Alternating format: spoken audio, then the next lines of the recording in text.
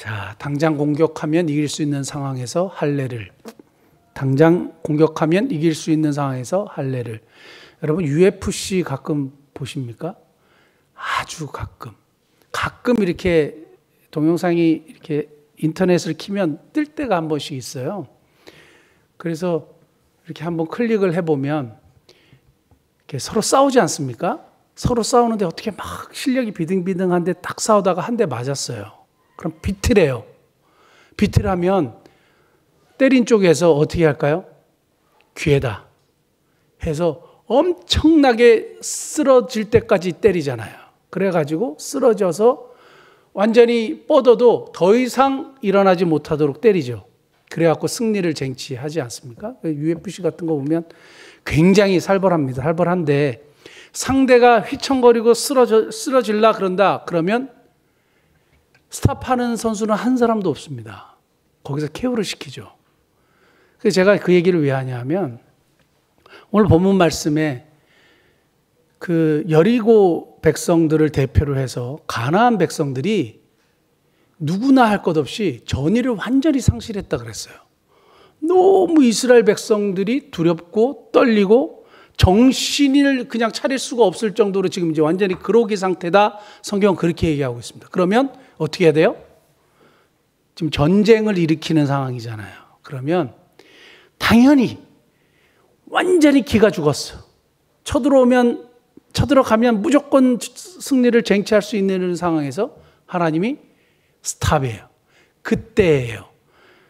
한 대만 치면 KO를 시킬 수 있는 그때에 하나님이 스탑, 멈춰. 그리고 너희는 할례를 행해. 이렇게 하시는 거예요. 할례가 뭐냐 하면 우리 그 남자 아이들 키워보신 부모님도 알겠지만 포경수술이거든요. 그러니까 포피를 베는 거예요. 지금은 뭐 아주 날카로운 메스를 싹 해가지고 해도 며칠 갑니다. 그게 이렇게 아물려면. 근데 여기 본문 말씀 보면 부싯돌로 칼을 만들려고 그랬잖아요. 돌칼로 표피를 베는 거예요. 이게 한 번에 싹 베질까요? 아니면은 이렇게 해야 될까요? 자꾸 상상하게 되는데 문제는 굉장히 위생적이지 않았다는 거죠. 그리고 엄청 아팠다는 거예요. 무슨 마취제가 있었던 것도 아닙니다. 그런데 이렇게 하면 어떻게 되느냐?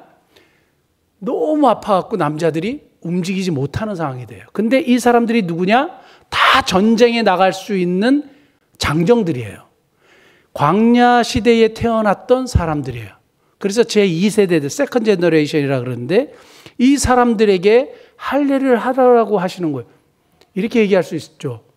아니 여리고 지금 사람들이 전의를 상실하고 그로기 상태인데 가가지고 이긴 다음에 맞죠? 점령한 다음에 할례를 받아도 되지 않을까요? 맞는 얘기 아닙니까? 그래도 되잖아요. 근데 하나님이 그렇게 하지 말고 먼저 할례부터 받으라는 거예요. 여기는 굉장히 아주 중요한 메시지가 담겨 있는데요.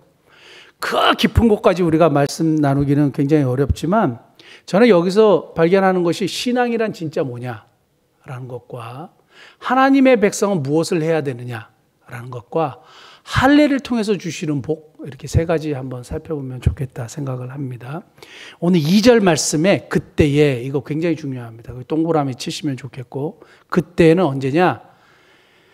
톡 건드리면 이길 수 있는 상황에서 하나님이 멈춰 하신 거예요. 바로 그때에 하나님이 여호수아에게 멈추고 할례를 행해라 이거예요. 하나님이 왜 그렇게 하셨을까요? 참 이해가 안 가고 그냥 공격하면 되는데 근데 여기서 주시는 메시지는 뭐냐 하면 하나님이 지금 승리를 쟁취하는 것보다 할례를 더 소중하게 생각하셨다는 거죠. 더 중요하게 생각하셨다는 거죠. 여기서 발견할 수 있는 신앙이라는 것은 뭐냐? 하나님의 백성들이 가져야 되는 신앙은 하나님이 중요하다고 생각하시는 것, 선택하는 것, 그게 신앙이라는 거예요. 하나님이 중요하다고 생각하시는 것을 선택하는 게 신앙이다. 하나님이 이게 중요해. 근데 내가 볼 때는 이게 더 해야 될 것 같은데?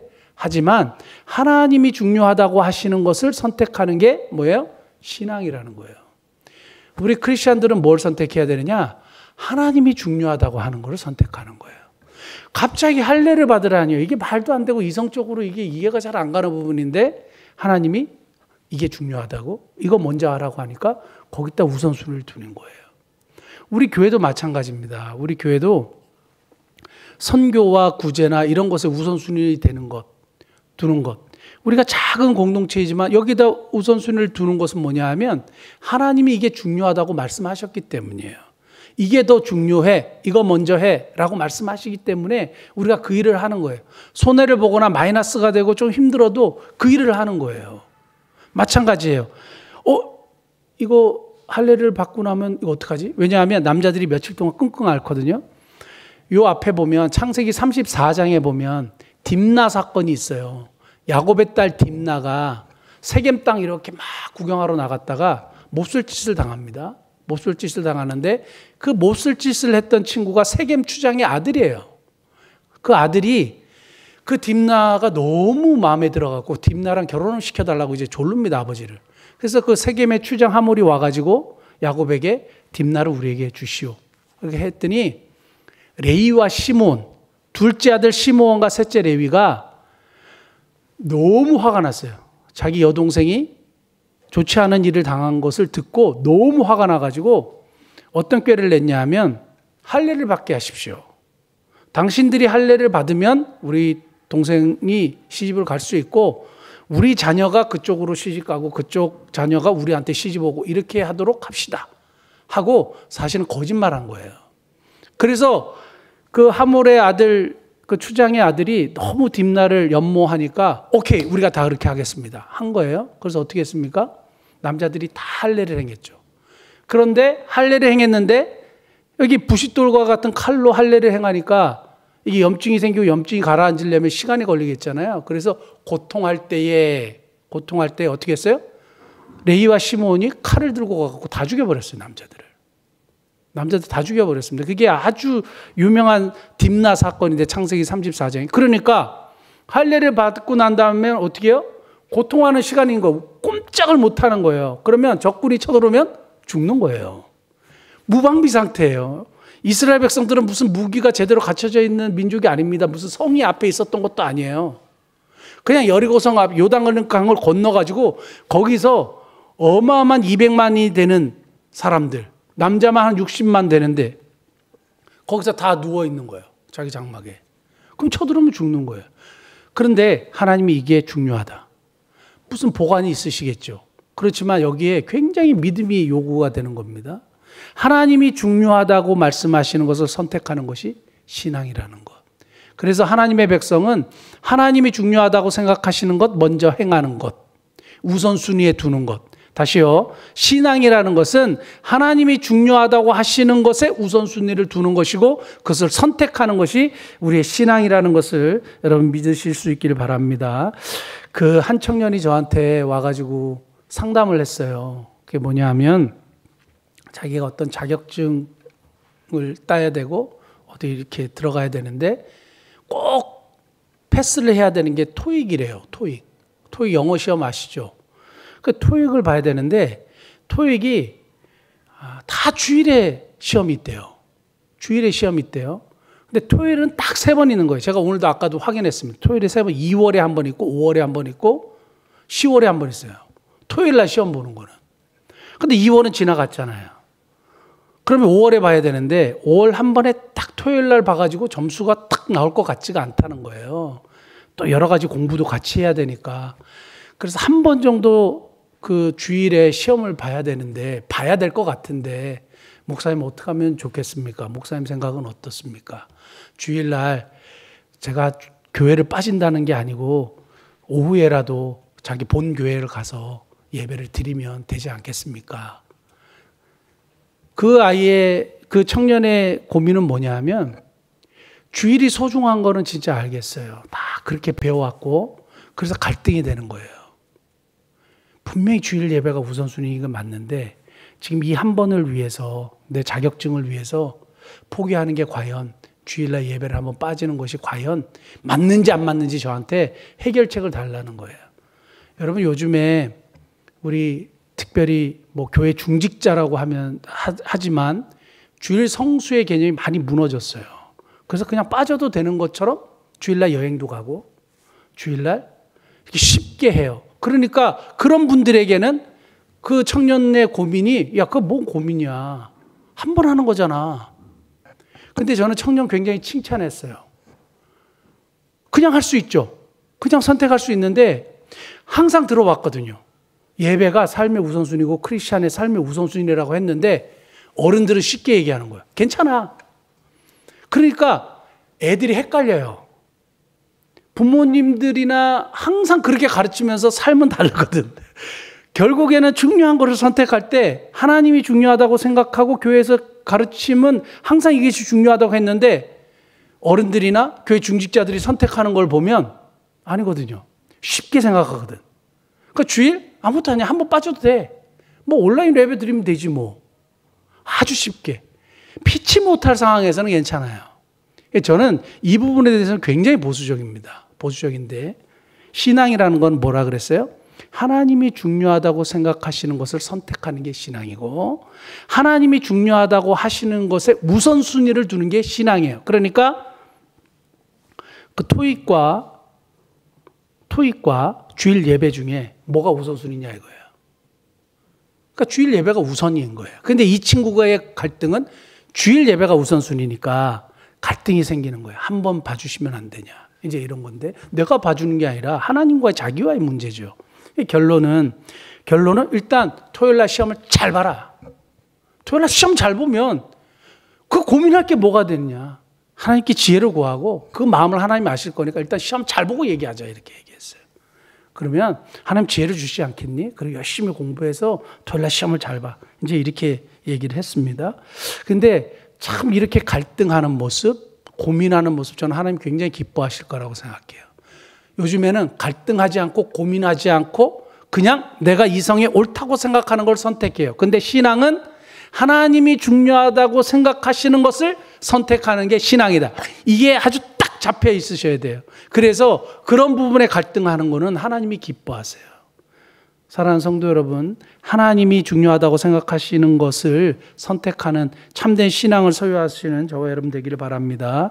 그 다음에 두 번째 본문을 통해서 이 할례를 통해서 발견할 수 있는 건 뭐냐 하면 하나님의 백성은 무엇을 선택하고 무엇으로 사느냐 하면 순종함으로 사는 거예요. 오늘 본문 말씀 보면 자기들이 할례를 받아가지고 고통을 당하는 시간에 상대방이 쳐들어올 수 있잖아요. 그 누가 장담할 수 없는 부분입니다. 그런데 그걸 선택했어요. 그럼 이건 뭐냐 하면 하나님의 뜻에 맡긴다는 거예요. 하나님의 말씀 내가 순종하겠다는 거예요. 그러면 하나님이 이 부분에 대해서 나를 죽이시든지 적군이 쳐들어 나의 생명을 가져가시든지 하나님의 그러나 말씀에 내가 순종하겠다는 거예요. 하나님께 맡긴다는 거예요. 그러니까 신앙은 하나님께 진짜 맡기는 거고 하나님의 말씀에 순종하는 거예요. 내 이성을 따르는 것이 아니라 뭐라고요? 하나님의 말씀에 따르는 겁니다. 결국 이걸 통해서 뭐가 나오는지 아세요? 여리고 성에 13바퀴 도는 역사가 일어나는 거예요. 만약에 이것이 없고 이런 그 가나안 사람들의 모습을 보고 그냥 무조건 들어갔으면 어떻게 싸우겠어요? 무슨 벽을 타고 올라가고 뭐 어떻게 전투를 하겠어요? 그런데 하나님께서 결국 이 말씀에 순종한 이스라엘 백성들에게 기가 막힌 전술, 그 여리고성 13바퀴 도는 거 있잖아요. 매일 한 바퀴씩 마지막 7일째 날 7바퀴 돌았죠. 총 13바퀴 돌았습니다. 결국 그것을 통해서 여리고성을 무너뜨리는 기적을 보여주시는 겁니다. 하나님의 백성은 하나님의 말씀에 순종하는 삶을 사는 거예요. 그것이 너무너무 중요하죠. 제가 예전에 읽었던 그 이용규 선교사님의 내려놓음이라는 책 중에 다른 거는 기억이 안 나는데 항상 이것만 기억나요. 항상 이것만 기억나는데 한번 들어보세요. 좁은 길을 선택하는 자를 위해 준비해 두신 하나님의 축복은 그 길을 선택하기 전에는 볼 수가 없다. 하나님이 이삭 대신에 희생제물로 준비하신 양은 아브라함이 순종하기로 결단한 이후에만 볼 수 있는 것이었다. 여호와 이레의 하나님은 우리가 미래를 내려놓는 순종의 결단을 하기 전까지는 철저히 가려져 있다. 아브라함이 이삭을 드리기로 작정하고 순종하였을 때 여호와 이레의 하나님을 만났던 것처럼 자신의 미래를 내려놓는 순종의 결단, 그때 전까지는 하나님의 준비하신 어린 양을 볼 수 없었다. 자, 이삭을 드리기로 순종을 탁 결단하고 했을 때 그때까지 몰랐어요. 근데 순종하기로 결단하고 난 다음에 그 다음에 뭘 봤어요? 여호와 이레의 하나님을 만나게 되는 거예요. 준비하신 하나님을 만나게 되는 거예요. 하나님의 백성들에게 순종을 통해서 나타나지는 결과가 뭔지 아세요? 하나님의 역사를 보는 거예요. 여호와 이레의 하나님을 만나게 되는 거예요. 그런데 순종을 안 하니까 여호와 이레의 하나님을 경험을 못 하는 거예요. 내 이성을 계속 따르고 내 판단을 계속 따르고 내 선택을 계속 따르니까 뭐가 나타나지 않아요? 여호와 이레의 하나님을 만나지를 못하는 거예요. 숯불에 걸린 수량을 발견하지를 못하는 거예요. 그러니까 하나님에 대한 체험도 없고 하나님을 만나는 역사도 없고 그러니까 신앙생활이 공허하고 메마르게 되는 겁니다. 그래서 우리의 믿음의 하나님의 백성들 저와 여러분들은 하나님의 말씀에 순종함으로 여호와 이레의 하나님을 발견하시는 만나시는 복된 은혜가 있기를 예수님 축복합니다. 자, 마지막 세 번째는 오늘 본문 말씀 다시 한번 볼까요? 우리 8절 9절 또 그 모든 백성에게 할례 행하기를 마침에 백성이 진중 각 처소에 머물며 낫기를 기다릴 때에 9절 같이 봅니다. 여호와께서 여호수아에게 이르시되 내가 오늘 애굽의 수치를 너에게서 떠나가게 하였다 하셨으므로 그곳 이름을 오늘까지 길갈이라 하느니라. 길갈 굴러가다 이런 뜻이에요. 과거의 수치가 굴러가다. 근데 도대체 애굽의 수치가 뭐냐? 두 가지로 해석해요. 하나는 애굽에서 종살이 했잖아요. 그러니까 종살이는 인권도 없고 뭐 아무것도 없어요. 그러니까 엄청나게 무시를 당하는 존재였죠. 예? 그리고 또 하나의 애굽의 수치는 뭐냐면 이스라엘 백성들이 하나님의 말씀 안 듣고 불순종했고 광야에서 막 헤맸잖아요. 그러니까 떠돌이 헤매고 말도 안 듣고 엉망진창인 그런 40년의 세월을 보낸 것을 애굽의 수치, 애굽 사람들이 그래 저거 봐 하나님을 믿는다고 하고 저 사람들 저렇게 별 볼 일 없고 막 찌질이고 광야에서 방황하고 집도 없고 절도 없고 막 저렇게 산다 이런 이제 그런 모욕 이런 것들 애굽의 수치라고 얘기하는 것이 있는데 자 여기서 중요한 건 뭐냐 하면 할례를 통해서 주시는 복이에요. 할례를 통해서 주시는 복은 뭐냐? 과거 청산이에요. 수치가 사라지는 거예요. 수치가 제거되는 거예요. 저 중학교 친구 중에 송모 친구가 있었습니다. 송모 친구가 있는데 우리랑 같이 막 놀 때는 그냥 아무것도 아닌 것처럼 그랬는데 나중에 그 아버지가 엄청 어마어마한 분이었어요. 그러니까 그때부터 그 사실을 알고 난 다음부터 대하는 게 달라지죠. 와, 그 아버지가 너무 대단한 분이에요. 훌륭한 분이에요. 그리고 그 자녀니까 걔에 대한 태도가 달라지고 그 신분을 알게 된 선생님들에 대한 태도가 달라지고 걔가 문제를 일으켰어요. 경찰관도 그 집에 와서 탁 인사하고 이렇게 존중하고 하는 걸 보게 돼요. 그게 뭐냐 하면 누구의 자식이냐에 따라서도 사람의 태도가 달라지는 거거든요. 그러니까 애굽에서는 정말 별 볼 일 없는 인권도 없고 무시해도 되고 그냥 가다가 쥐어박아도 되고 무시당했던 이스라엘 백성들이 하나님의 백성들이 이제는 할례를 통해서 누구의 자녀가 확실히 되었느냐? 하나님 아버지 자녀로 딱 등극한 거예요. 이제 아버지 하나님이 딱 이스라엘 백성들의 하나님이 되셔서 내가 너희들의 보호자고 아버지라는 것을 뭘 통해서? 할례를 통해서요. 할례는 하나님의 언약 백성이라는 것을 증명하는 표예요. 하나님의 자녀라는 것을 증명하는 표가 할례예요. 그래서 이스라엘 백성들이 할례를 정말 소중하게 생각하고 그래서 이 할례를 받으라고 하나님 말씀하시는 겁니다. 할례를 받지 않으면 언약 백성이 아니야. 그러니까 할례를 통해서 너는 내 자식이야. 내 사랑하는 자녀들이야. 그러니까 신분의 변화가 일어나는 거죠. 아까 제가 말씀드렸던 친구 얘기처럼 그러면 아무도 무시를 하지 못하게 되는 거예요. 문제를 일으켜도 무시를 못하는 존재가 되는 겁니다.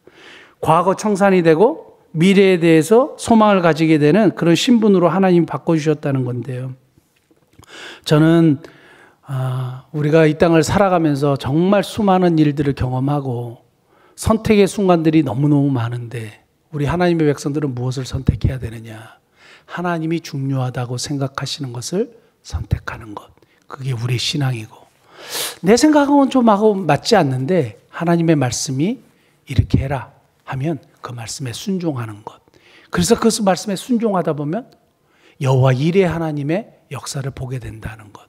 그래서 하나님의 말씀에 순종하는 저와 여러분들이 되기를 바라고, 결국에는 우리의 신분을 이미 그렇게 만들어 놓으셨고 하나님의 자녀로 이 땅 가운데 살게 하셨으니 사실은 꿀릴 게 아무것도 없어요. 기죽을 이유도 아무것도 없고.